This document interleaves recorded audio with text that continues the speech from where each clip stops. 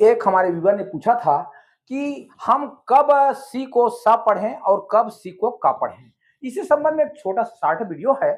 तो यहाँ पर देखेंगे, जब सी के बाद ई आई या वाई आए, जब सी के बाद ई आई या वाई आए तो हम सी को स पढ़ते हैं, सी को स पढ़ते हैं। और सी के बाद ई आई और वाई को छोड़कर कुछ भी आए तो उसे हम का पढ़ते हैं। इतना ही रूल याद रखना है। अर्थात सी के बाद ई आई वाई आए तो हमको सा पढ़ना है, और सी के बाद ई आई वाई को छोड़कर कुछ भी आए तो उसे हमको का पढ़ना है। जैसे देखिए, यहां पर मैं लिखा हूं सी आई टी वाई।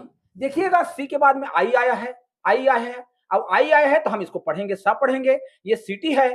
उसी प्रकार से सी के बाद में ये ई आया है, सी ई एल एल, तो ये सेल है।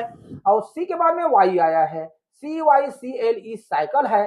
और ये देखिए आर आई सी, अर्थात सी के बाद में ई आया है तो ये राइस पढ़ेंगे इसको। उसी प्रकार से देखिए अन्य शब्द आया है, सी के बाद आर आया है, और क्या कहा है, सी के बाद यदि अन्य शब्द आए तो उसे का पढ़ना है, तो हमने इसको कराई पढ़ा।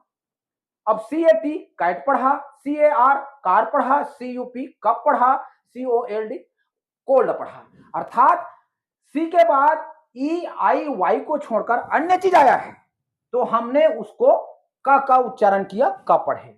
लेकिन इसमें भी कुछ अपवाद है। ये नियम 95% वर्ड पर लागू होता है, 95% पर लागू होता है। कुछ अपवादे हैं, हर नियम में एक अपवाद होता है। अब यहां पर देखेंगे सी एस ओ सी सी ई आर, तो यहां पर हमको सासर पढ़ना चाहिए, क्योंकि सी के बाद में ई आया है, सत्य उच्चारण करना चाहिए। लेकिन यहां इसको हम पढ़ते हैं साकर, ये अपवाद है। उसी प्रकार से सी ई एल टी, इसको हमको सेल्ट पढ़ना चाहिए, लेकिन यह है नियम सी ई एल टी केल्ट है, केल्ट।